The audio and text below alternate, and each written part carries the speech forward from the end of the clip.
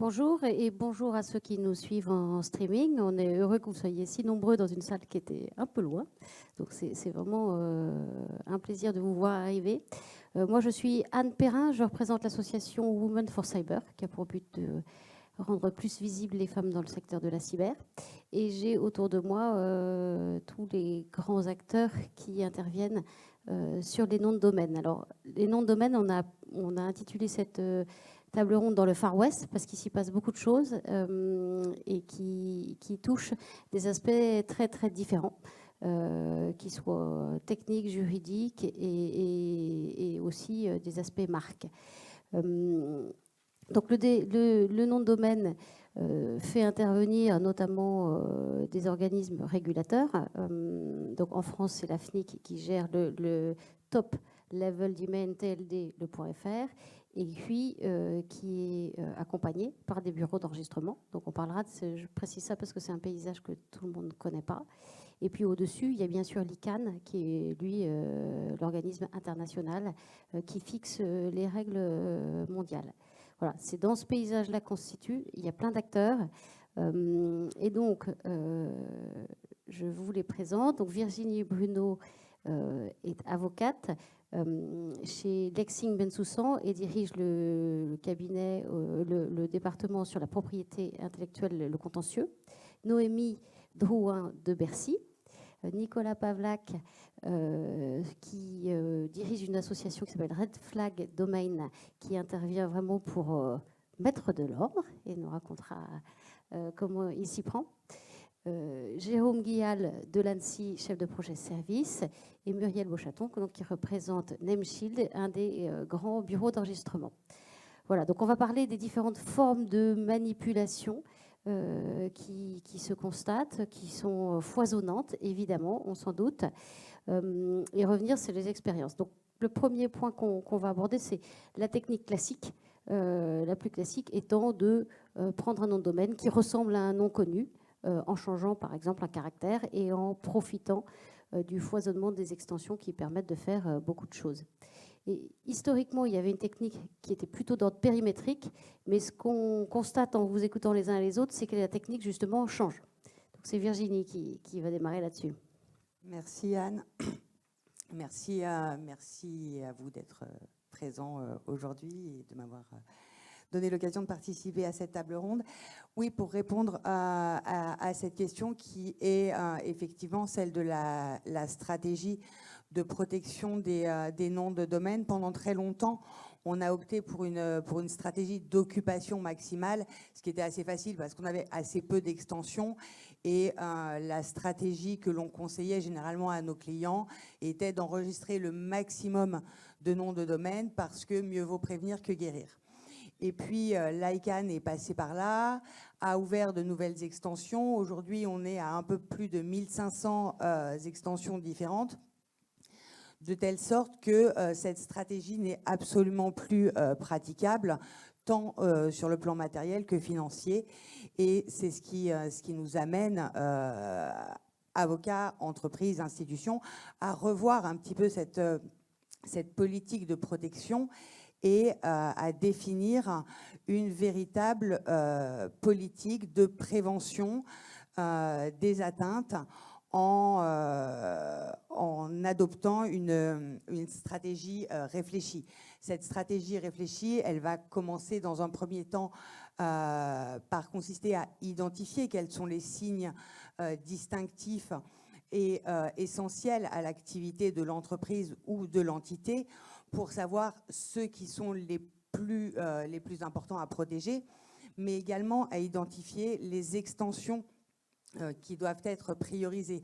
Alors les extensions à prioriser, on pense bien évidemment au .com qui est le plus courant, au .fr qui est l'extension française, mais on a parfois aussi des extensions sectorielles qui doivent être prises en considération parce que stratégiques.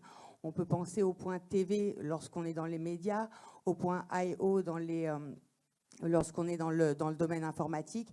Et tout ce travail va consister à identifier d'une part les signes importants à protéger, d'autre part les extensions pour déterminer la liste des noms de domaine qu'il faut impérativement enregistrer.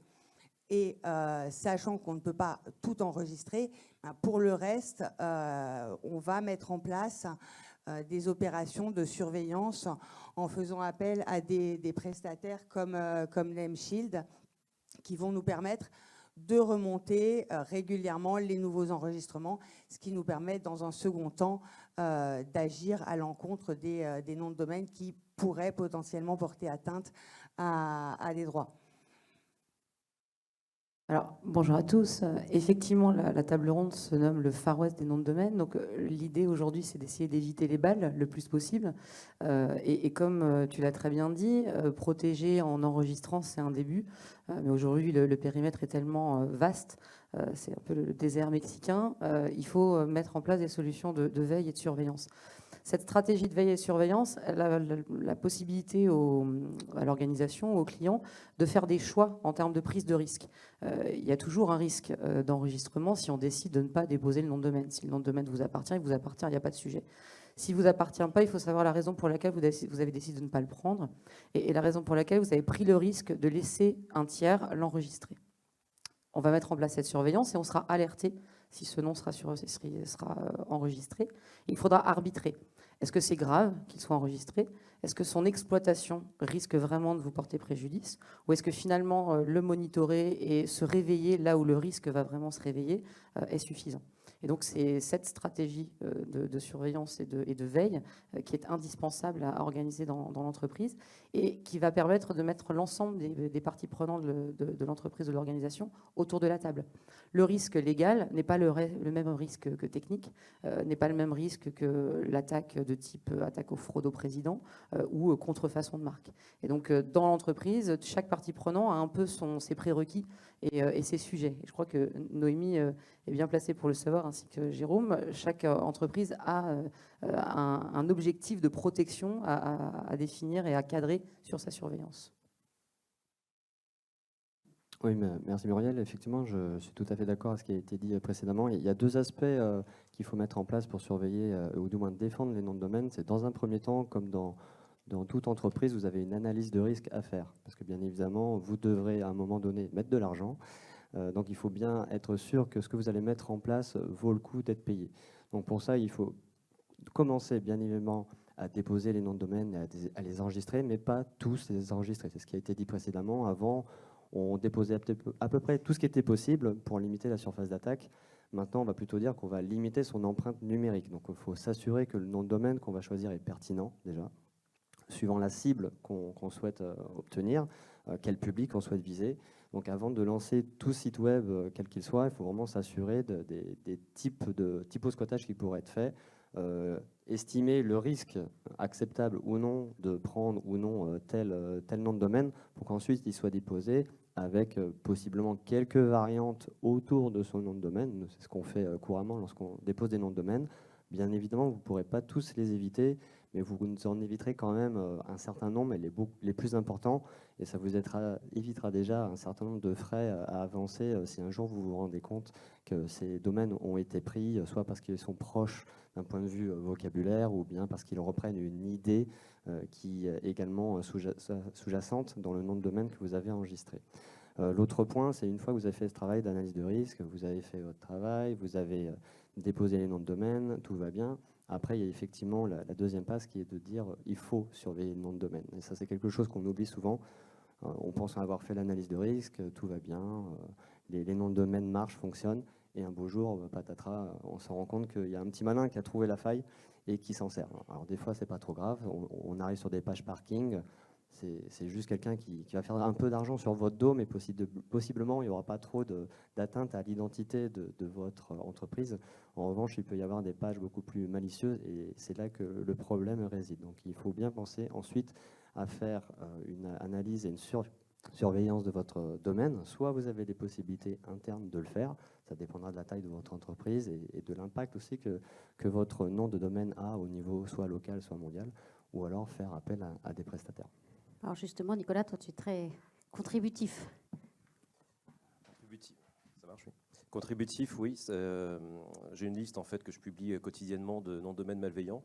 Pour rebondir sur ce sujet-là, c'est vrai qu'il y a de la surveillance qu'on va pouvoir mettre en place. Il y a des frais qui peuvent être à engager suivant le nom de domaine. Il ne faut pas oublier non plus qu'on a des solutions aujourd'hui, notamment sur le .fr auprès de la FNIC, qui sont peu utilisées. Concrètement, si vous avez un nom de domaine qui usurpe votre identité, il ne faut pas oublier que vous avez la possibilité de demander une levée d'anonymat quand le titulaire est anonyme auprès de la FNIC. Vous avez la réponse sous 48 heures. Et à côté de ça, vous avez, si votre titulaire a mis des informations erronées, vous avez la possibilité en fait, de demander une vérification d'éligibilité auprès de la FNIC et de joignabilité, ce qui va permettre en fait, à la FNIC de bloquer le nom de domaine au bout de 7 jours. 7 jours, c'est très long, mais mine de rien, quand je vois que certaines pages de phishing durent pendant 15 jours, un mois, c'est toujours bon à prendre. La procédure est gratuite, et à partir du moment où votre titulaire a mis des données fantaisistes, ça marche. Des données fantaisistes, vous allez avoir par exemple votre titulaire qui aura mis comme adresse rue des Petits Lutins. Bon, ça peut exister, donc on ne peut pas se baser là-dessus. Par contre, quand vous envoyez certains qui vous mettent en adresse 67 000 à Trudbalsheim, je ne connais pas trop l'Alsace, pas complètement en tout cas, mais je peux vous dire que Trudbalsheim, ça n'existe pas. Donc ça, avec ces données-là, vous allez auprès de la FNIC et ils vont pouvoir faire bloquer le nom de domaine au bout de 7 jours et le domaine sera supprimé au bout d'un mois après. Cette procédure-là, elle n'est pas assez utilisée par les différentes organisations et il faut s'en servir un peu plus. Avant de faire ça, l'autre solution aussi, c'est de retourner effectivement vers le bureau d'enregistrement. Certains sont plus proactifs que d'autres. On va citer Nameshield, effectivement, pour qui c'est le cœur de métier. Mais n'importe quel bureau d'enregistrement va pouvoir agir. Et plus rapide que ça, vous avez aussi l'hébergeur. Rien ne vous interdit de prendre contact avec l'hébergeur du site, lui remonter le problème et de constater qu'effectivement, le lendemain, éventuellement, le site sera coupé. Le nom de domaine sera toujours actif, mais le site sera coupé et l'essentiel sera fait. Oui, parce que finalement, on se rend compte dans ce domaine-là, il y a assez peu de règles. Hein. On peut vraiment faire beaucoup de choses. Donc la question se pose et on voit parfois des débats. Est-ce qu'on devrait attendre de la FNIC qu'ils en fassent plus ou d'autres? Moi, un truc qui m'a frappé, par exemple, c'est qu'il n'y a aucune mesure de ces usurpations. À aucun moment, on ne dit pas le nombre d'usurpations ou le nombre de phishing. On n'a aucune métrique. On voit bien que, en gros, c'est le Far West, c'est le bazar, mais sans que ça soit mesuré. Donc on peut se demander pourquoi il n'y a pas plus de cadres et quel est le cadre. Virginie? Alors, pourquoi il n'y a pas plus de cadres? Je dirais que déjà au niveau de la FNIC, de l'ICANN, il n'y a pas beaucoup de cadres. Et au niveau de la FNIC, si on remonte un petit peu dans l'histoire, il faut savoir que la FNIC avait au départ adopté un système assez fermé d'attribution des noms de domaine, en instaurant ce qu'on appelait à l'époque le droit au nom. C'est-à-dire que pour enregistrer un nom de domaine, vous deviez justifier du droit que vous aviez sur le nom que vous demandiez, soit une marque enregistrée, soit un extrait CABIS qui montrait que le nom demandé correspondait à votre dénomination sociale, etc. etc. Alors, l'avantage de ce système-là, c'est qu'on était sur une véritable zone de confiance en termes de .fr. L'inconvénient, c'est que tous les copains autour faisaient différemment, appliquaient la règle du premier arrivé, premier servi, et résultat, là où on avait quelques milliers de noms de domaine en .fr, on les comptait en millions en Allemagne et sous les extensions génériques. Autant dire qu'il était plus simple pour un Français d'aller enregistrer sous un nom de domaine générique ou sous une extension nationale étrangère que sous un .fr. Ce qui était assez illogique et finalement très peu intéressant. Et pour cette raison-là, la FNIC a peu à peu abandonné ce système de droit au nom et arrivé au système que l'on appelle et que l'on connaît dit du premier arrivé, premier servi. Pour autant, ça ne veut pas dire que ce système n'est pas encadré. Aujourd'hui, les noms de domaine dans la zone .fr sont certes attribués à la première personne qui en fait la demande, mais sous réserve de répondre à des règles de transparence et de ne pas porter atteinte aux droits des tiers. Et là où on n'a plus de réglementation directement par la FNIC, on a le Code des postes et communications électroniques qui pose ces règles-là, qui pose le principe du premier arrivé, premier servi, mais qui pose aussi la règle selon laquelle un nom de domaine peut être refusé à l'enregistrement ou radié s'il porte atteinte au nom, à un nom officiel, au droit de la personnalité d'un tiers, à un droit de propriété intellectuelle, sous réserve que le demandeur soit de mauvaise foi et n'en fasse pas un intérêt légitime. Donc on a quand même un cadre juridique. Le problème, c'est peut-être davantage sa mise en œuvre qui pêche et le temps que cela demande pour obtenir des mesures efficaces, même si la FNIC, on le sait, met à disposition, comme on l'a vu, comme l'a dit Nicolas, des mesures de vérification possibles, mais également des procédures alternatives qui permettent, c'est ce qu'on appelle la procédure Cirelli, qui permet en 2 mois d'obtenir le transfert ou la radiation d'un nom de domaine qui n'obéirait pas aux règles posées par le Code des postes et communications électroniques. Oui, donc effectivement, moi je rejoins tout à fait ce qui a été dit. On a un cadre international qui est posé par l'ICANN et qui est assez souple, mais la FNIC pour le .fr fait un certain nombre d'actions qui sont pas suffisamment utilisées et assez mal connues et assez rapides pour se défendre.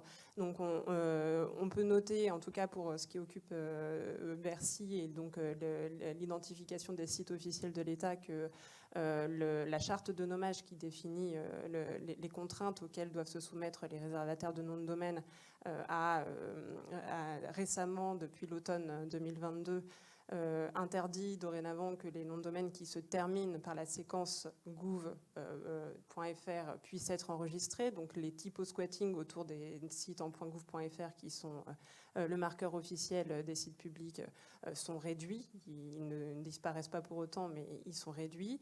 La FNIC lance aussi spontanément un certain nombre de procédures de vérification d'éligibilité, de joignabilité qu'évoquait Nicolas tout à l'heure. C'est-à-dire que spontanément, elle va mettre fin elle va potentiellement supprimer des noms de domaine qui sont litigieux par une action qui vient de son initiative.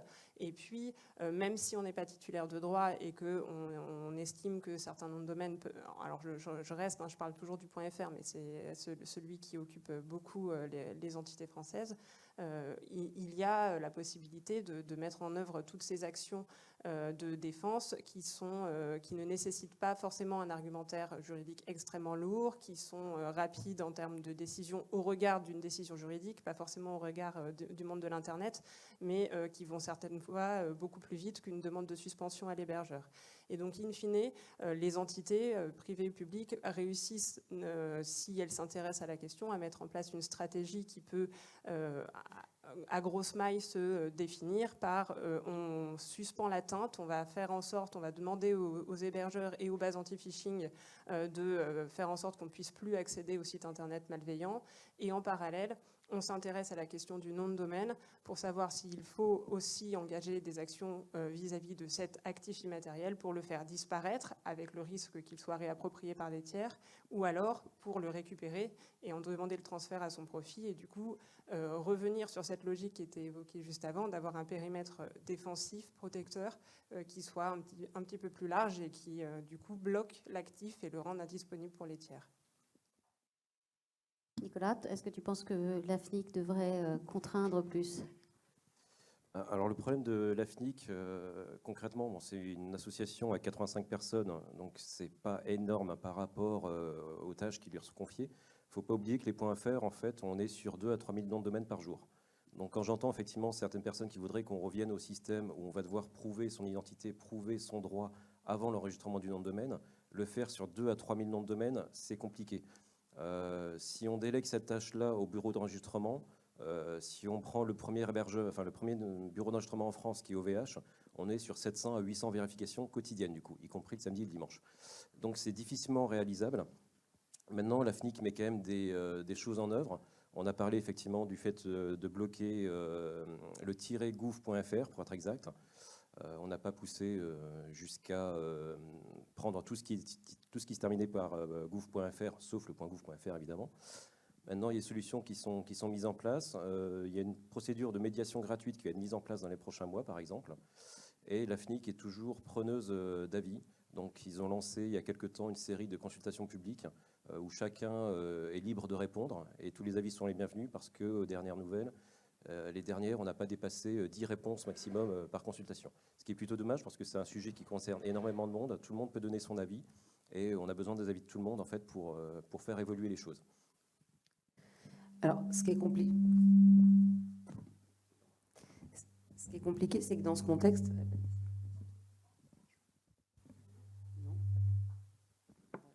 C'est mieux. Ce qui est compliqué, c'est que dans ce contexte, on est confronté à des intérêts divergents. On va voir la FNIC qui a vocation à faire rayonner, d'un point de vue numérique, la France. C'est une des missions principales de la FNIC, c'est faire grandir la vision numérique du pays. Et puis, on est confronté à des opérateurs privés comme VeriSign ou comme Donuts qui, eux, vont opérer de façon purement commerciale sur l'exploitation et la commercialisation d'extensions avec une vision purement mercantile de l'enrichissement maximum. Donc la FNIC doit faire augmenter son volume de nom de domaine et avec une vision quand même assez, comment dirais-je, noble, puisque le chiffre d'affaires de la FNIC est reversé à la fondation FNIC, c'est bien ça Nicolas ? 90% des bénéfices qui sont reversés à la Fondation AFNIC. Donc la Fondation AFNIC qui travaille justement sur cette numérisation et sur l'accompagnement notamment des TPE à la numérisation d'une manière générale, là où en face on va avoir un Donuts qui une nouvelle fois est à la course au profit. Et quand on dit qu'il y a une absence de régulation, on se retrouve même dans des situations assez absurdes où les opérateurs privés vont structurer des programmes de protection de type DPML, de type T-Rex.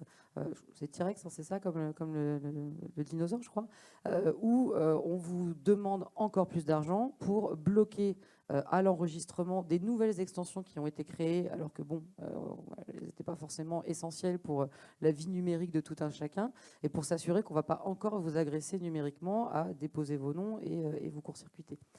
Et on se retrouve avec des montants qui étaient déjà chers à la création des programmes, qui ont des augmentations à fois 100%, voire plus, avec des montants qui sont aujourd'hui confiscatoires. Donc là, l'image du Far West, elle est très claire. C'est vous avez décidé de construire une image de marque, vous avez investi sur votre image de marque, ça vous a déjà coûté assez cher. Virginie, tu le sais, déposer une marque dans un ou plusieurs offices de marque, c'est un budget. Et puis, vous vous retrouvez à faire encore pire sur les noms de domaine et à construire ces programmes. Nous, en tant que bureau d'enregistrement, on incite à une vision extrêmement pragmatique de ces budgets. C'est toi qui évoquais, Jérôme, l'important de savoir pourquoi on paye. Et on l'a dit en introduction, la surveillance, c'est la planche de salut. C'est-à-dire qu'aujourd'hui, c'est un moyen d'avoir à disposition des technos cohérentes, de reprendre le contrôle de ce que vous avez envie de maîtriser, de cadrer, et de ne pas être un peu pris en otage parce qu'on vous pousse à acheter sans vraiment en comprendre l'usage. Alors, je ne dis pas que si dans la salle, il y a des titulaires de DPML ou de TMCH, il faut les abandonner tout de suite. Je sais qu'il y en a au moins une, je la vois. Mais en tout cas, il faut peut-être faire une hiérarchie entre celles qui ont été enregistrées pour des marques ultra critiques et où finalement le risque de dépôt satellite est important, et puis alors c'est toujours compliqué dans une entreprise de dire j'ai des marques vitales, puis j'ai des marques un peu moins, et puis j'en ai des secondaires, parce qu'à partir du moment où il y a du business, tout est un peu important. Mais c'est aussi le rôle des professionnels de pays, et puis nous à notre niveau sur la connaissance du nom, de vous orienter sur le risque réel de parasitisme et d'enregistrement pénible autour de cette marque. Plus votre marque est générique, plus c'est compliqué. Plus votre marque est longue, moins le risque est important. Il y a plein de critères en fait sur la chaîne de caractères que constitue la marque que vous surveillez qui va vous aider à décider ou non d'élargir la surveillance. Et le mot-clé, c'est vraiment le pragmatisme. Et ce pragmatisme, il est indispensable, je l'ai dit tout à l'heure, mais je le redis, si vous êtes tous autour de la table, c'est-à-dire tous les parties prenantes de l'organisation, et pas que le légal ou que la sécurité, l'IT ou que le digital. Vous avez chacun des prérequis et il faut trouver le bon curseur pour contenter tout le monde pour définir cette stratégie de défense. Moi, je voudrais un peu insister quand même sur l'histoire de la vérification de l'identité, parce que ça m'a un petit peu travaillé. Je me dis, on rentre au FIC, on présente sa carte d'identité. Donc, est-ce disproportionné de demander à quelqu'un qui va ouvrir un nom de domaine et qui ensuite sera quand même un peu figé dans le marbre, mais interdit à tous les autres? Moi, ça me semble, vu de l'extérieur, pas disproportionné. Donc, il y a le sujet de la vérification. Ça, c'est un sujet opérationnel. Mais vous aviez d'autres... voilà. Qu'est-ce que vous en pensez les uns et les autres voilà. pourquoi on ne le fait pas et pourquoi on ne souhaite pas le faire. J'ai une transition à FNIC. Je sais qu'à la FNIC, il y a un vrai sujet sur ce qu'ils appellent l'abuse, c'est-à-dire la vérification en vue de s'assurer de l'usage criminel ou non du nom de domaine, et avec un enjeu de plus d'engagement de la part des bureaux d'enregistrement. Alors c'est compliqué parce que la démarche, elle est pour le bureau d'enregistrement, je suis un peu pris entre deux feux parce que je suis moi-même bureau d'enregistrement, et de dire depuis toujours, nous ne sommes qu'un intermédiaire entre l'opérateur de registre, donc on reparle de la FNIC, mais VeriSign ou un autre, et l'utilisateur final. Donc en gros, nous, on s'en lave les mains, on ne vérifie pas. Il y a certains acteurs qui font ça parce que ils ont un volant d'enregistrement qui fait que, on vient de l'évoquer, vérifier si on est OVH, tous les enregistrements, ça paraît quand même compliqué. Chez Nameshield, on ne peut pas faire autrement que de vérifier parce qu'on est corporate et qu'on travaille qu'avec des titulaires de marque. Donc on a des mécanismes internes qui font qu'on va s'assurer que tout le monde ne fait pas tout et n'importe quoi. Mais il y a quand même un curseur entre tout vérifier parce que c'est notre mission ou ne rien vérifier parce qu'on ne joue pas du tout le jeu. Et donc la volonté de la FNIC, c'est de vouloir aussi engager certains registrars qui sont finalement tout le temps épinglés. En vrai, c'est souvent tout le temps les mêmes.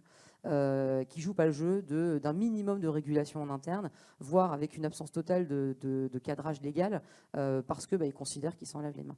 Et alors, c'est en réflexion, hein, mais ça peut même aller jusqu'à des pénalités financières.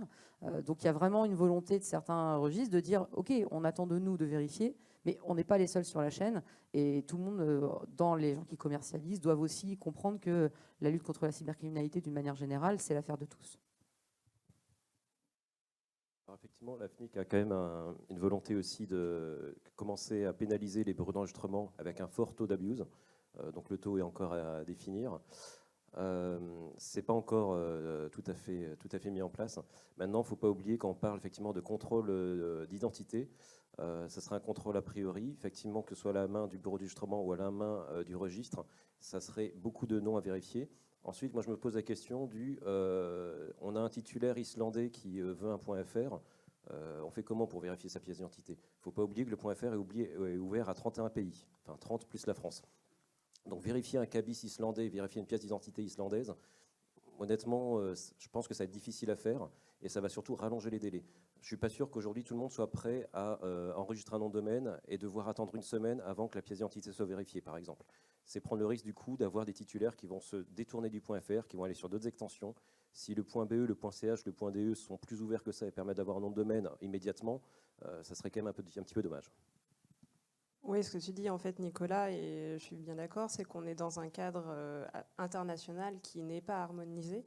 Donc on a quand même des standards de l'ICANN qui sont très souples et on a un vrai enjeu de souveraineté numérique autour du .fr. Donc il faut qu'on ait des règles et un cadre et en même temps qu'on reste compétitif et attractif sur le .fr.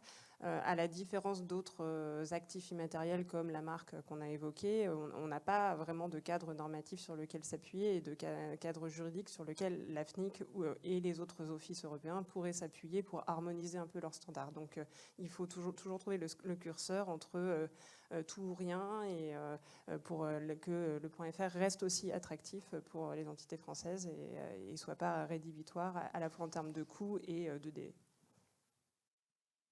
J'ai une petite chose à ajouter aussi, c'est qu'il y a un système d'abuse, en tout cas de vérification des informations titulaires qui se fait de façon arbitraire par l'ensemble des registres, hein, en l'occurrence, ce n'est pas exclusivement à la FNIC, et le titulaire de nom de domaine est censé garantir la véracité de l'intégralité des informations qui sont renseignées, qui sont rattachées à ce domaine, et d'en garantir aussi l'intégrité. Ça va jusqu'à une adresse postale ou un numéro de téléphone ou l'email qui est rattaché.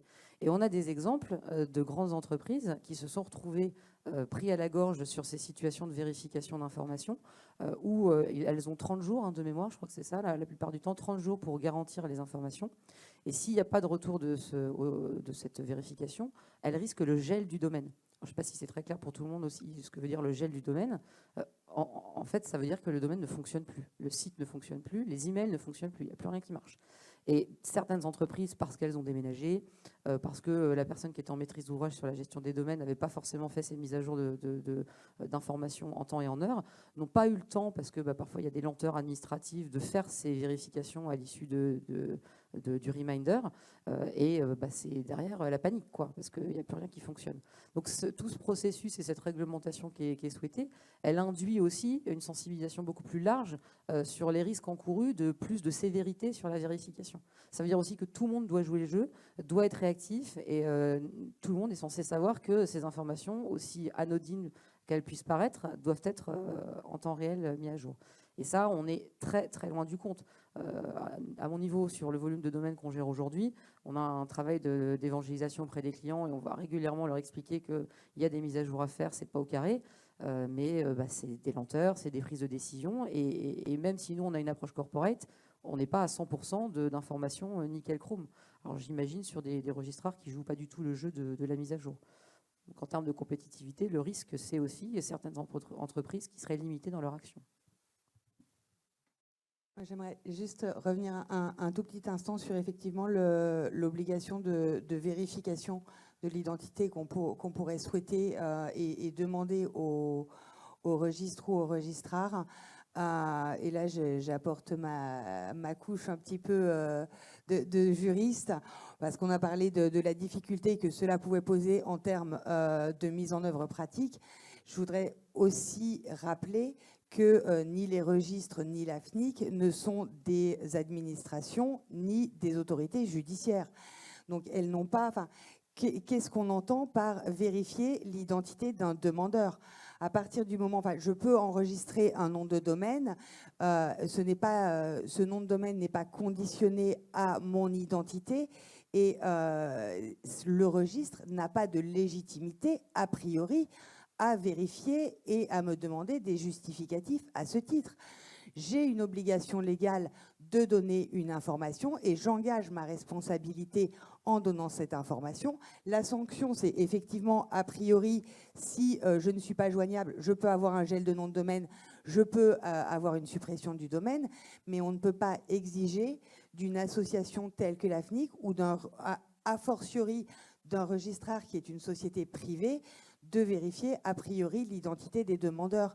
Si on fait une comparaison avec le droit des marques, par exemple, lorsque vous déposez une marque, l'INPI ne va pas vérifier votre identité lorsque vous remplissez votre formulaire de demande d'enregistrement. Et ça se passe comme ça auprès de tous les offices de propriété intellectuelle. Donc ce n'est pas parce que le nom de domaine et le territoire privilégié des cybersquatteurs qu'ils devraient en aller différemment, sauf à mettre en danger la liberté de chacun. Bon, maintenant, je voudrais peut-être ouvrir le champ à d'autres initiatives et d'autres pratiques en France et ailleurs. D'abord, Noémie, à Bercy, vous avez d'autres modes d'action? Oui, alors déjà, ce n'est pas une nouvelle initiative et ce n'est pas spécifique à Bercy, mais plutôt que de parler, là, on a beaucoup parlé de ce qu'on peut faire en défense, en prévention. Il y a aussi tout le volet de communication.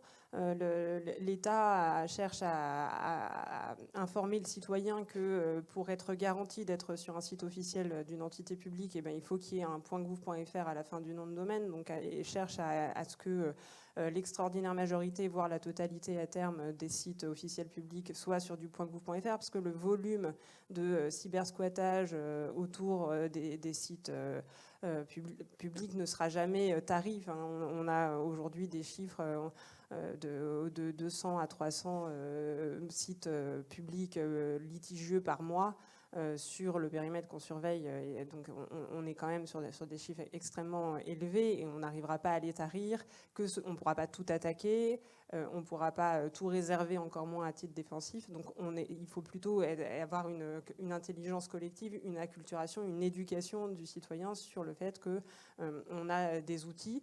Et le service d'information du gouvernement, enfin l'État français, a été encore plus loin puisqu'il a pensé à ce que l'ergonomie d'un site public soit homogène d'un site public à l'autre. Et donc il a créé un outil qui s'appelle le design system de l'État, qui sont des composants techniques qui permettent de faciliter la création de sites pour tous les communicants et tous les acteurs publics, en prenant le risque aussi et en l'assumant que cet outil-là, il est à disposition sur Internet, donc il est aussi à disposition des cybersquatteurs pour avoir des outils clés en main sur étagère pour faire des sites d'apparence officielle.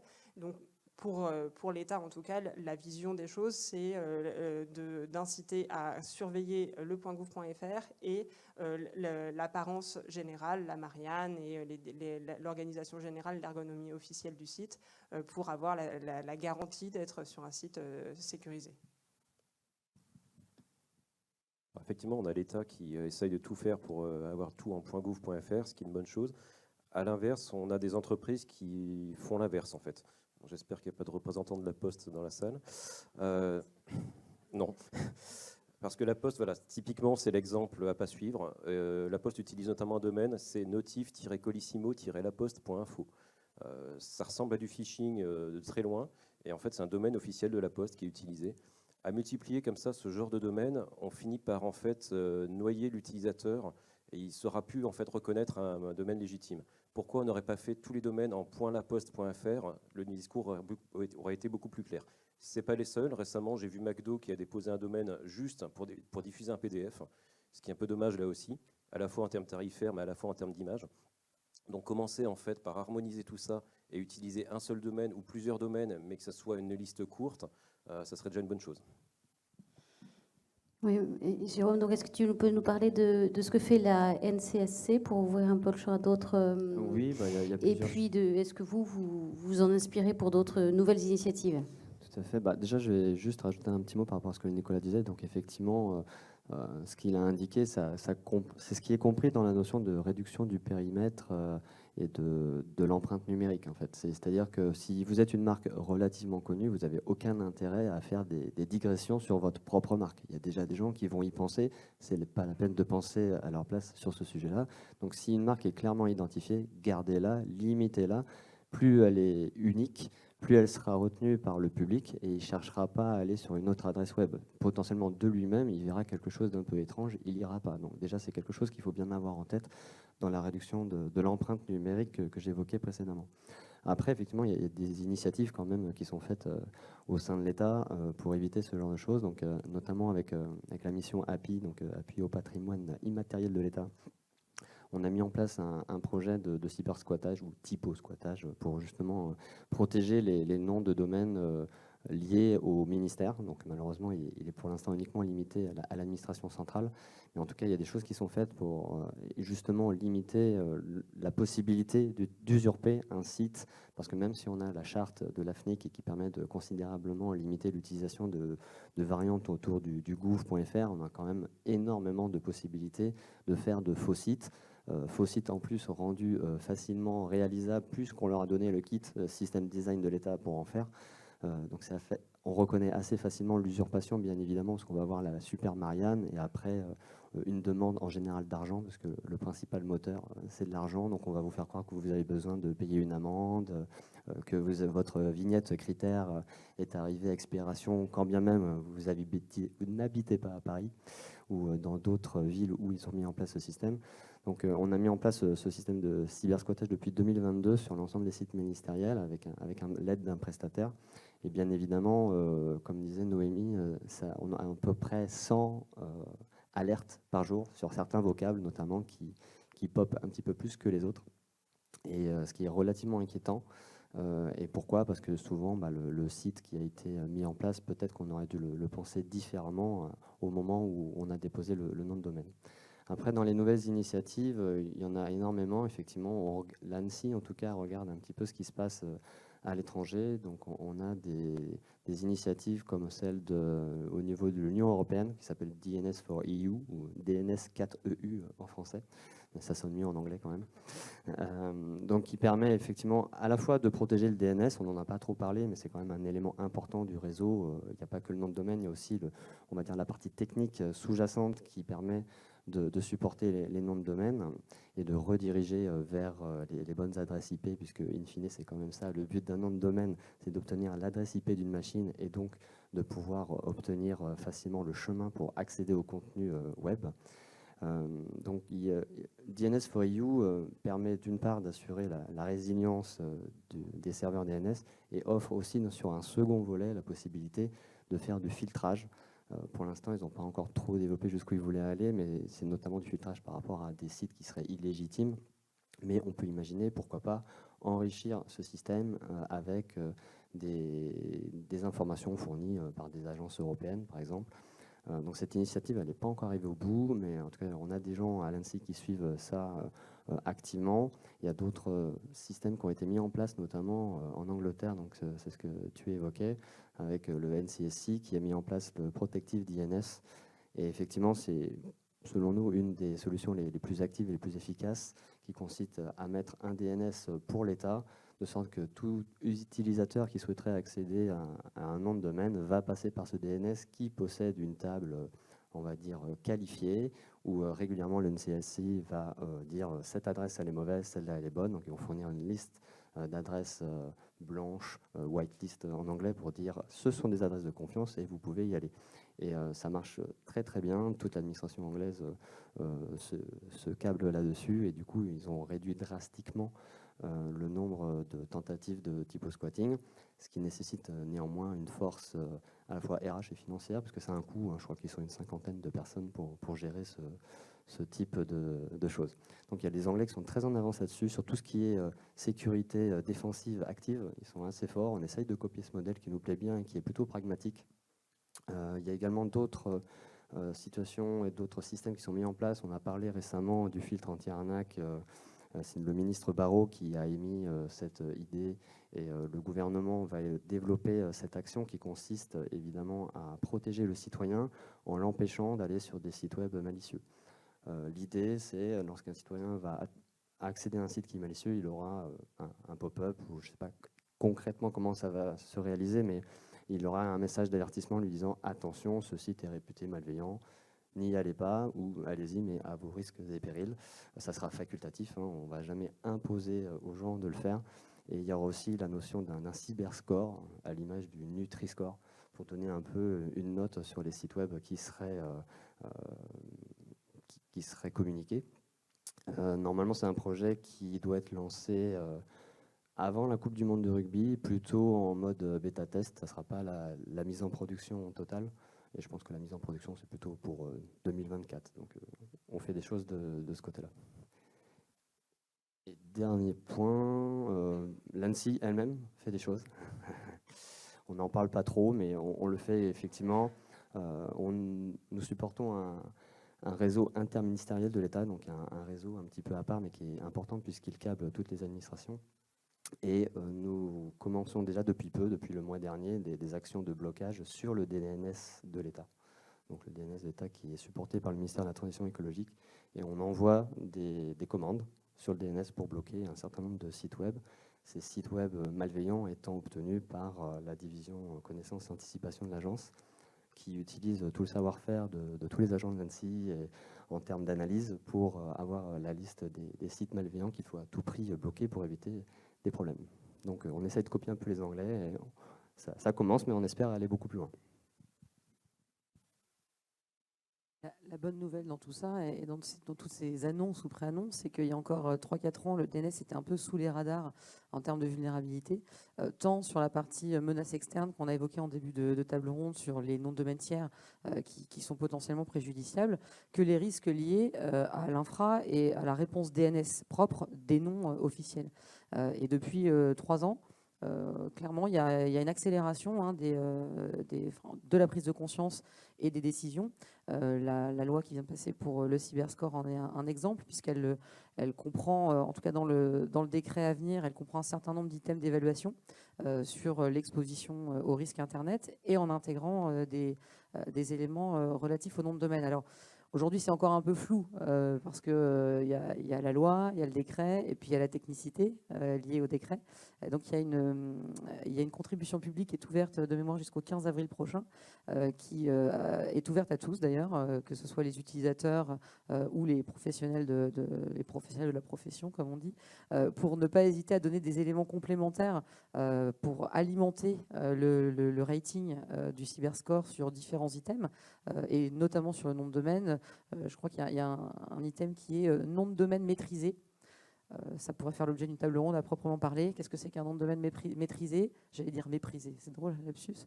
Qu'est-ce que ça entend? C'est maîtrisé techniquement, c'est maîtrisé légalement, c'est maîtrisé d'un point de vue communication, enfin, c'est maîtrisé d'un point de vue gouvernance. Bon, ça laisse quand même un peu rêveur.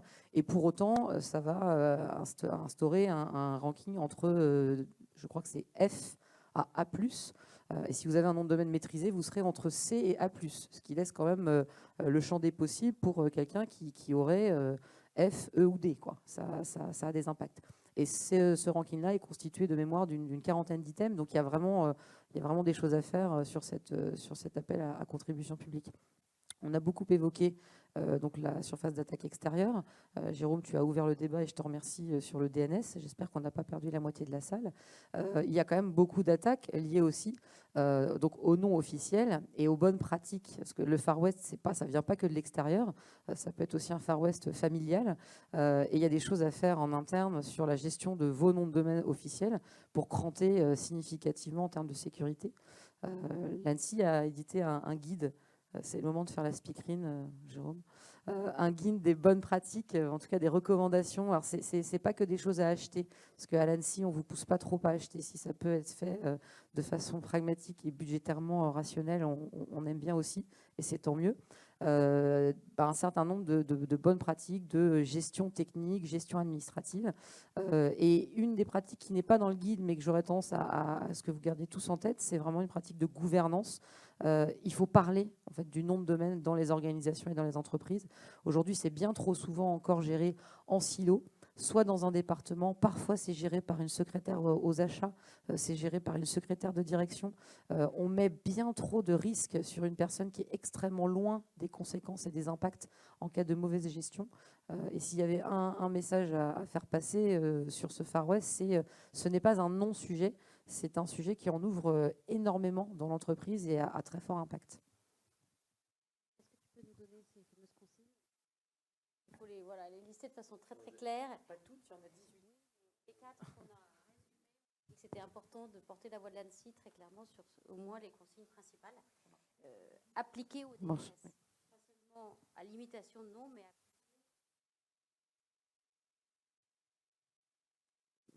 Merci Muriel déjà d'avoir fait un petit peu de pub pour l'ANSSI, hein, c'est gentil. Donc, ouais. Donc effectivement, on a un guide à disposition, j'en ai ramené quelques exemplaires. On a fait les fonds de tiroir parce que ça date de 2017. Donc merci à ma collègue de la com d'avoir tapé à la porte de tous les bureaux pour savoir s'il restait encore un guide de 2017.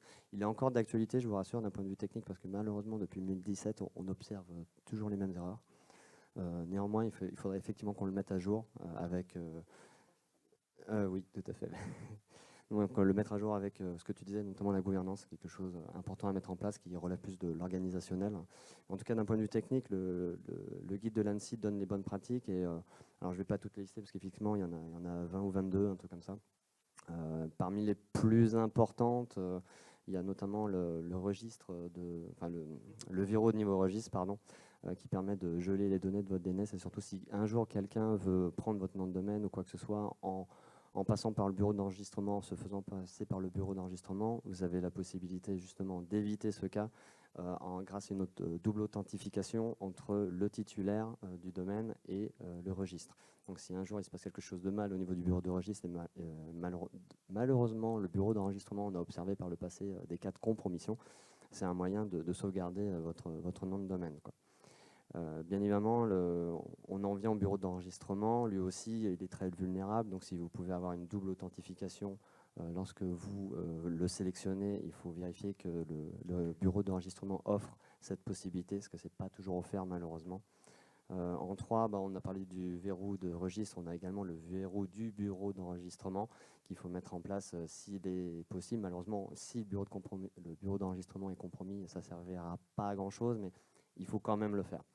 Et enfin, ce qui est important, c'est la sécurité. Ça, c'est normal en tant qu'ANSSI, on aime bien dire ce mot au moins une fois toutes les 3 minutes.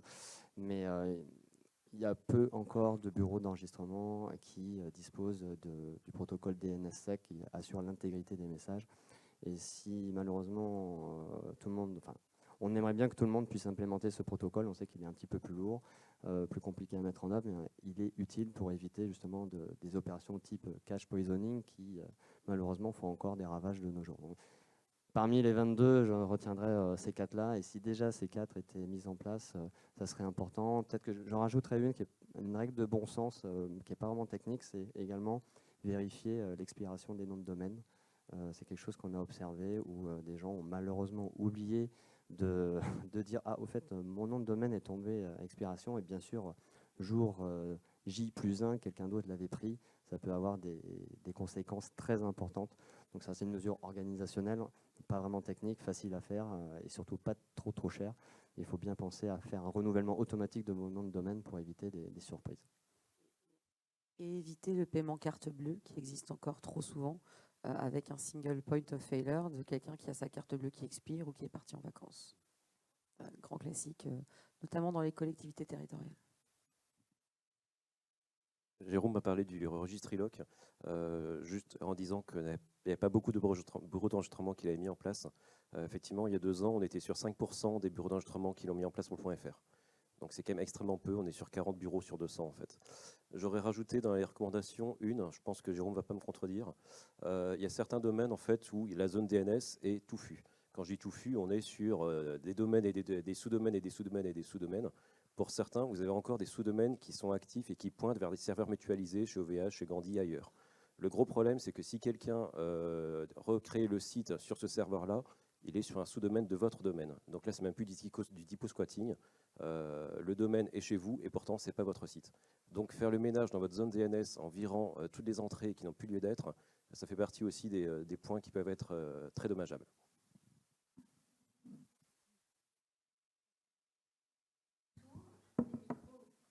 Les uns après les autres.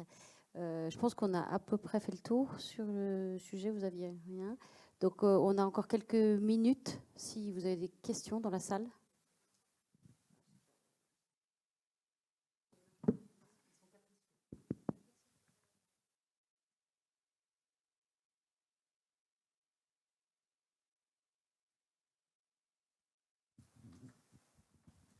Bonjour, merci pour la présentation, c'était hyper intéressant. Est-ce que vous pouvez réexpliquer le dernier point que vous venez de préciser? J'ai pas compris comment est-ce qu'un attaquant pouvait créer un site sur un sous-domaine. Voilà. Si on prend les mutualisés chez OVH, par exemple, ils ont souvent la même IP en fait, derrière. Donc du coup, si votre attaquant réussit à créer le nom de domaine, enfin le sous-domaine sur ce serveur-là, au moins, voilà, ça va pointer vers le site. C'est quelque chose qui est documenté, vous trouverez pas mal d'informations sur ce sujet pour avoir plus d'infos sur Internet. Ça reste quand même pas super simple à exploiter, mais ça existe. Dans tous les cas, c'est quand même bien de nettoyer sa zone. Alors c'est déjà plus clair pour vous, accessoirement, mais on a ce risque-là derrière. Mais on parle effectivement de serveurs mutualisés ou éventuellement d'IP chez Cloudflare, par exemple. Ok, merci.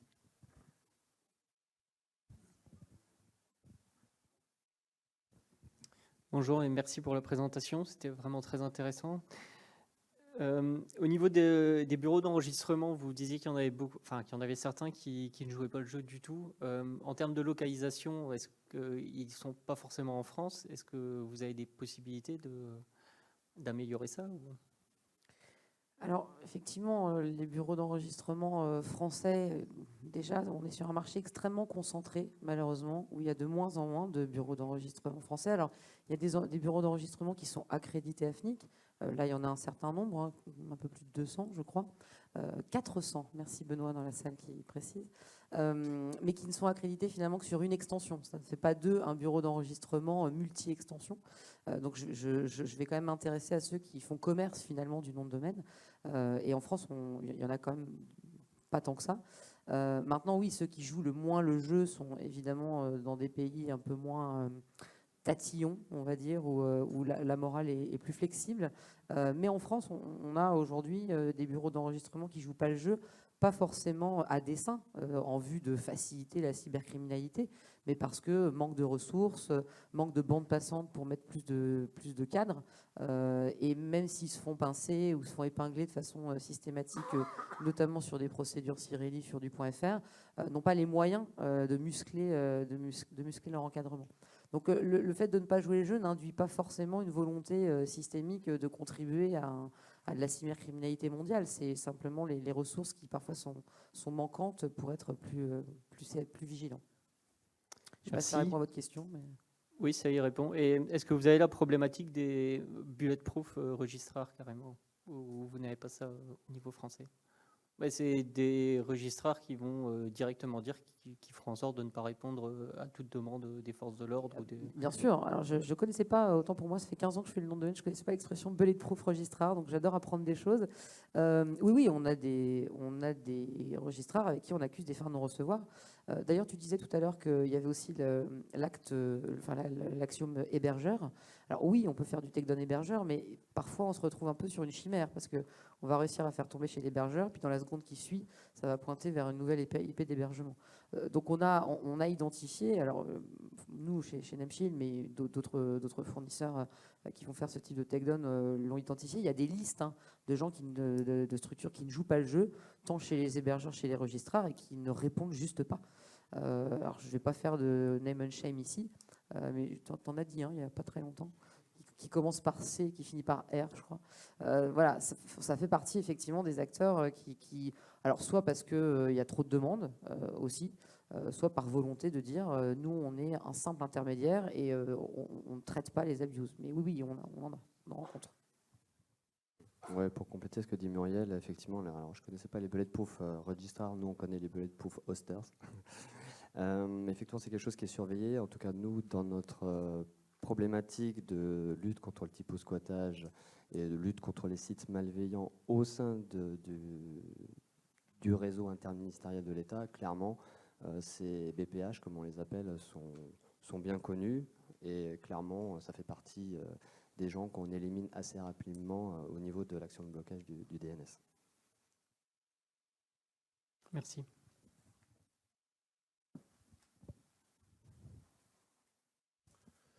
Bonjour, merci pour cette conférence. Je vous entendais sur le fait de vouloir vérifier l'identité de la personne qui dépose un nom de domaine. Quand on voit aujourd'hui le nombre de pièces d'identité totalement valables et disponibles sur Internet, j'ai un doute sur cette particularité-là. Même pour la double authentification, aujourd'hui, nombre de sites proposent des numéros de téléphone qui permettent de recevoir des SMS depuis Internet. Donc là aussi, la double authentification, il y a un doute là-dessus. Par contre, ce que je m'étonne, c'est que j'entends dire qu'il faut une semaine pour faire couper un nom de domaine. Aujourd'hui, on a par exemple le site de Pharos où les gens peuvent déposer plainte suite à une attaque, pas une attaque, mais où ils se sont fait voler quelque chose, etc.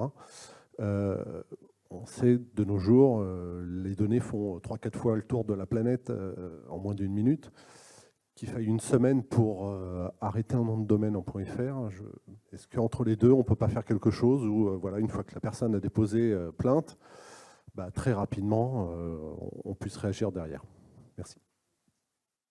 Alors, je vais faire la première partie de la réponse, et puis Nicolas, tu suivras. Sur le MFA, c'est un début. C'est-à-dire qu'effectivement, on trouvera toujours un moyen, si on est vraiment déterminé, à contourner un MFA, mais un free OTP traditionnel. Si déjà vous avez un fournisseur qui ne vous le propose pas, vous êtes déjà à un niveau 0 de sécurité. On peut combiner du MFA, du filtrage IP. C'est d'ailleurs parmi les recommandations de l'ANSSI, mais tu vas faire un échantillon. Il ne fallait pas toutes les dire. Et puis l'étape ultime, c'est le SSO. Évidemment que vous pouvez identifier un fournisseur qui est capable de se brancher directement à votre fédération d'identité, à votre gestionnaire d'accès, et là, on est sur le top du top. Et puis, si vous avez du MFA, du filtrage IP, vous avez mis en place un registre ILOG et vous êtes potentiellement sur le SSO, ceinture, bretelle, parachute, on est pas mal. Maintenant, on parle aussi à certains acteurs qui n'ont rien de tout ça, qui sont au niveau zéro de la sécurité. Donc, commencer par le MFA, c'est quand même une première décision de bon sens qui permet de choisir, de cranter déjà significativement. Difficile d'être en bas de la montagne et de demander à certains acteurs d'arriver déjà au sommet avant d'avoir fait l'intermédiaire, quoi. Mais je vous rejoins, oui, il y a toujours des moyens de détournement. Sur les 7 jours dont vous parlez, j'imagine que c'est la procédure de vérification d'éligibilité et de joignabilité de l'AFNIC. C'est 7 jours parce qu'il faut aussi laisser au titulaire le temps de répondre. Parce que parfois la procédure est lancée alors qu'en fait le titulaire existe bien, parce qu'il y a juste eu une erreur dans l'adresse ou dans le numéro de téléphone par exemple. Donc l'AFNIC ne peut pas se permettre d'aller bloquer un nom de domaine alors qu'en fait il n'y avait aucun souci derrière. Donc il faut quand même laisser le temps au titulaire de répondre, sachant qu'au bout d'une semaine, le domaine est juste bloqué, il n'est pas supprimé. Il est bloqué, il est supprimé réellement au bout d'un mois seulement. Maintenant, c'est sûr que contacter l'hébergeur, c'est plus rapide, mais comme le disait Muriel, ça n'empêche pas la personne de recréer un site derrière, voire ça peut être déjà un site avec plusieurs hébergeurs derrière, donc ça n'aura pour certains pas beaucoup d'effet.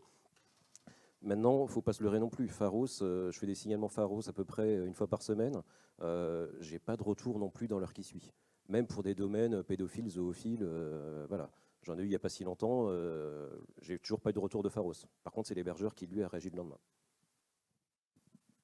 En fait, ce qu'on peut identifier, c'est la multiplicité des actions possibles.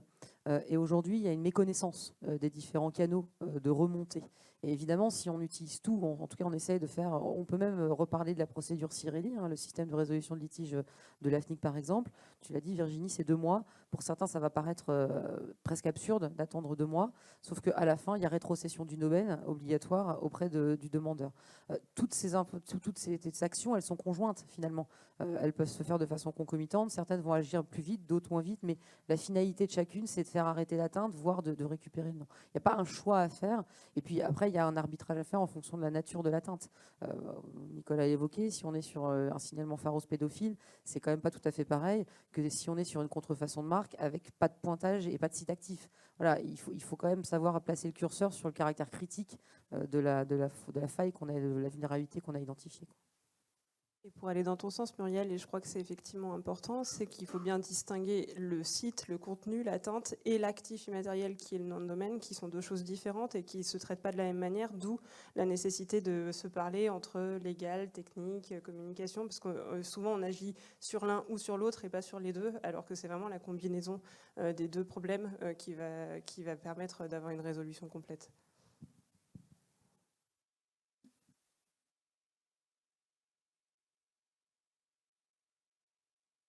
Bonjour et merci pour cette conférence. Ma question, elle est très simple et elle va être destinée plus à l'AFNIC parce que l'utilisateur, aujourd'hui, la plupart des entreprises ont beaucoup de solutions anti-spam, anti-phishing. Donc, oui, on reçoit des SMS qui nous pointent sur des liens frauduleux nous demandant à renseigner nos mails, mots de passe. Est-ce que vous avez approché les opérateurs historiques comme Orange et SFR pour des sécurités DNS, parce que si nous, on arrive à le faire chez nous, pourquoi est-ce qu'on ne résoudrait pas le problème à la base? Il y a un représentant de l'AFNIC dans la salle, donc il va peut-être pouvoir répondre directement. Bonjour, donc Benoît Ampeau, AFNIC. Alors je vais essayer de répondre le plus correctement possible, même si ce n'est pas forcément totalement ma partie. Donc par rapport à l'emailing et la sécurisation de l'email, il y a déjà un premier niveau de réponse technique qui est malheureusement pas assez déployé. Donc, il y a des technologies qui s'appellent SPF, DKIM, DMARC, qui sont déployables techniquement sur des serveurs d'emailing, et donc il y a des fournisseurs d'accès, des fournisseurs de serveurs email qui déploient ces dispositifs et qui limitent énormément la réception d'emails malveillants et surtout qui identifie les émetteurs d'emails. Et donc c'est une belle publicité parce qu'on a fait un petit papier sur notre site la semaine dernière sur ce sujet et on voit que malheureusement très peu encore de fournisseurs de services mail grand public fournissent ce service et donc il y a encore du chemin à faire sur les hébergeurs français. notamment les hébergeurs de services mail destinés au grand public. Je pense que des fournisseurs plutôt B2B et qui sont orientés protection mettent en place ces dispositifs, mais il y a encore des efforts, comme il y a des efforts hors DNS, mais sur aussi la mise en place d'IPv6, qui n'est pas forcément assez déployé aussi sur ces services, par exemple. Moins de 6% des sites aujourd'hui sont déployés en démarque, et avec un déploiement plus ou moins performant, parce que le démarque a un impact tant sur l'authentification de l'envoi des emails que sur leur délivrabilité. Donc en fonction de ce que vous avez choisi sur l'implémentation de ce protocole, vous pouvez vous retrouver à être envoyé dans plein de spams, mais en étant sûr que finalement il n'y a pas de risque de spoofing, ou à l'inverse, de balancer, enfin de tout accepter, et donc d'être victime de cette usurpation. Donc effectivement, il y a une grande marche. Alors, Benoît, tu parlais de SPF, DKIM, des marques. C'est 3 niveaux différents finalement de protection. Le SPF étant vraiment le fond du B.A.-ba, de la base, du début, du commencement. Et le plus facile. Et évidemment le plus facile. Donc si certains peuvent regarder s'il n'y a pas à minima le SPF chez vous, c'est l'urgence absolue à mettre en place. Mais effectivement, moins de 7% des sites, ça pose question. Et finalement, c'est presque à mettre en lumière avec moins de, je crois que c'est moins de 5% des sites qui sont aujourd'hui enregistrés loc sur le verrou de registre. C'était en 2021. C'était en 2021, mais c'était 5% et maintenant c'est 7, je crois. Je ne pense pas qu'on soit 90% pour autant, Ah non, effectivement, non, aujourd'hui. c'est sûr. Ce qui montre bien que sur la partie nom de domaine, il y a des marches à franchir pour cranter qui sont colossales et qui sont encore vues, et je le déplore, avec une approche un peu assurantielle. On le met, on ne sait jamais. Mais non, les gars, enfin, ça va varier, c'est sûr, en fait. De toute façon, vous êtes obligé aujourd'hui de prendre une assurance habitation, puis c'est pas sûr que vous ayez un incendie, c'est pas sûr que vous ayez un dégât des eaux, mais personne ne se pose la question. Ben là, on est à peu près dans la même démarche, sauf qu'il n'y a rien d'obligatoire, donc évidemment, les gens ne le font pas. Alors, je milite pour de l'obligatoire, on verra, c'est toujours un peu complexe, mais on est à peu près dans la même démarche, quoi. Donc les gars, les filles, registre IDOC, SPF, TKIM, des marques, c'est à regarder en sortant là.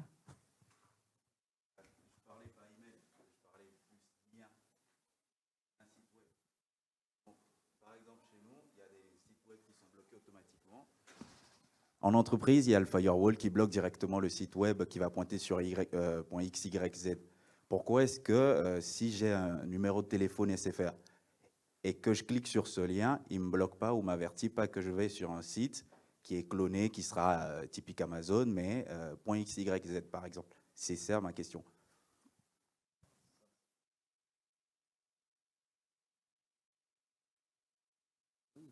C'est un des objectifs du filtre anti-arnaque, justement, d'avoir quelque chose de disponible auprès du citoyen et pas seulement uniquement de l'entreprise. Le citoyen étant en général dans une entreprise ou dans son auto-entreprise. Donc effectivement, l'idée c'est de prévenir le citoyen à la racine et donc d'éviter qu'il ait à cliquer si jamais il reçoit ce type de message, quel que soit le médium, que ce soit SMS ou un mail. Donc c'est exactement la volonté. Après, comme je disais précédemment, il y a d'autres... Pour répondre à votre souci, c'est le protective DNS à l'anglaise. C'est exactement ce qu'ils font. Et ça évite considérablement, enfin ça réduit ce risque.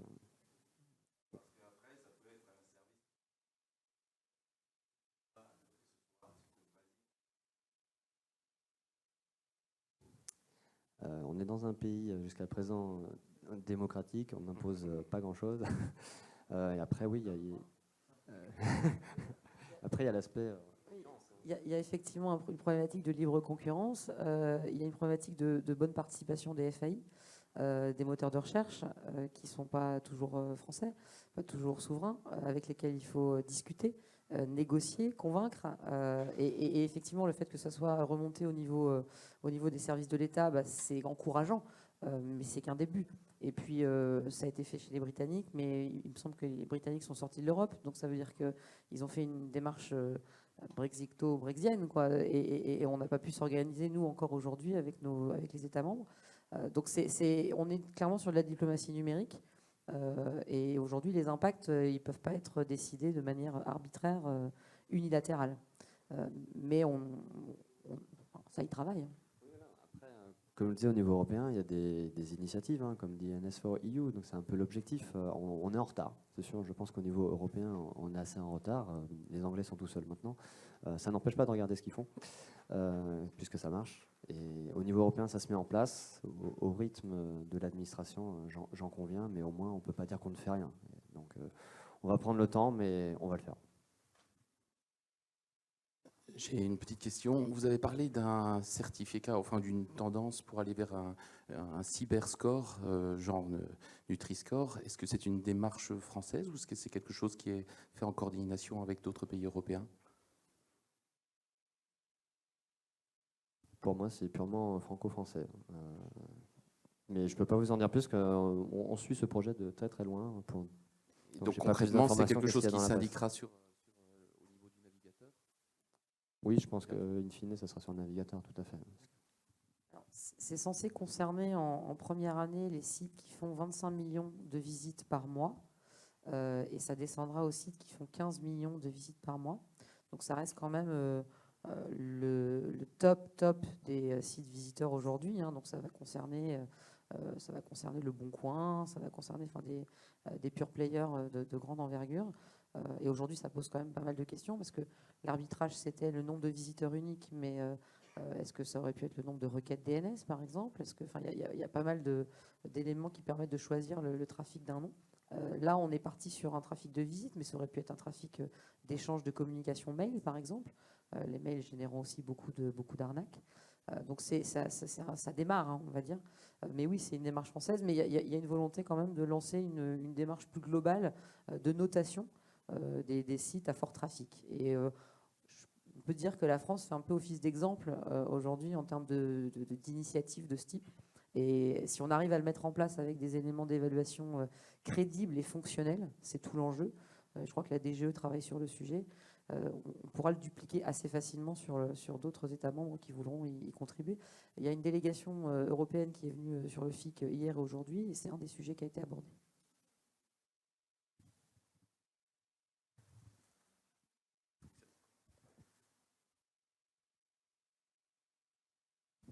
Bonjour. Alors moi j'ai une question concernant le dépôt des noms de domaine. Est-ce que si moi je dépose un nom de domaine qui est manifestement malveillant, et que, moi je travaille chez Carrefour, si je mets concours-Carrefour avec plein de fautes d'orthographe, et que dans le nom que je déclare c'est ABCD, est-ce qu'à un moment donné, malgré tout, la requête va quand même aller jusqu'au bout, ou alors justement, il y a des garde-fous qui vont couper... Ça dépend déjà si vous le déposez en .fr ou dans une autre extension. On va dire en .fr par exemple. Alors, en .fr, il y a peut-être plus de probabilité que la FNIC réagisse spontanément, mais il n'y a pas de règle. Il y a pas la charte de nommage. Vous vous engagez à être éligible et à la respecter en faisant cette déclaration erronée finalement. Et c'est ce que Virginie disait tout à l'heure. Vous pourriez tout à fait faire un dépôt de marque de la même manière. Si quelqu'un se manifeste, évidemment, ça ne va pas aboutir, mais effectivement, on voit aussi que la FNIC essaye de se mobiliser pour détecter au maximum ce qui est manifestement et s'autosaisir de ce qui est vraiment évident. Mais c'est difficile de définir ce qui est véritablement évident. D'accord, très bien, merci. Il ne faut pas oublier non plus que le nom de domaine, c'est une chose, mais parfois, il faut voir le contenu en fait, pour déterminer le caractère en fait, malveillant du site. C'est ce que je fais de mon côté. En fait, on peut voir des noms de domaine où on a l'impression que ça va être malveillant, et quand on voit le contenu, en fait, ça ne l'est pas. Un exemple tout bête, il y a quelques mois, j'ai vu passer dans la zone.fr un site qui s'appelait mamieetchaude.fr. Je me suis dit, oula, je suis tombé sur un YouPorn avec des vieux, et en fait, non, c'est une boulangerie. En 4 mots. Donc concrètement, le nom de domaine paraissait un peu suspect. En fait, non. Il fallait le contenu en fait pour voir ce qu'il était. Donc dans votre cas, c'est pareil. Si on n'a pas le contenu, ça laisse très mal tourner. Oui, c'est ça. C'est toi qui me dis ça. Donc du coup, voilà. Parfois, il faut attendre le contenu. Donc c'est difficile aussi d'avoir quelque chose de proactif et d'avoir la certitude à 100% que le domaine va être malveillant avant qu'on ait du contenu. C'est pas toujours si simple. Alors, je comprends tout à fait votre réflexion.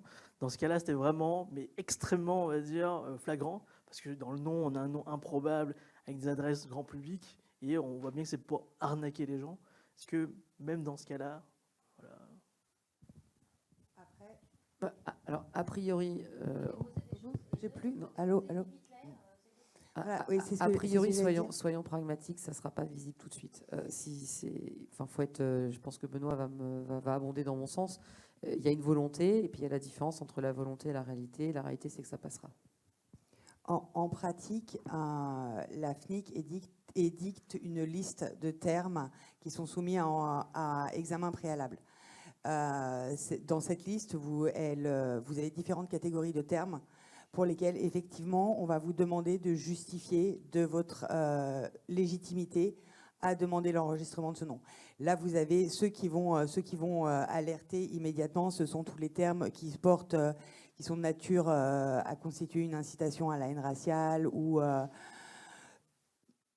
l'incitation au crime. On a d'autres termes tels que les noms de professions réglementées, par exemple, qui font partie des termes soumis à examen préalable, ou les termes religieux. Mais il faut savoir que cette liste reste limitative, et il suffit que vous ajoutiez un autre terme au mot soumis à examen. Logiquement, vous avez toutes les chances pour que votre demande d'enregistrement passe. Il faut qu'on interrompe la conférence, mais voilà, vous pouvez encore rester. On va interrompre en tout cas la diffusion, et puis nous on est encore là si vous avez quelques questions. Merci beaucoup de votre écoute.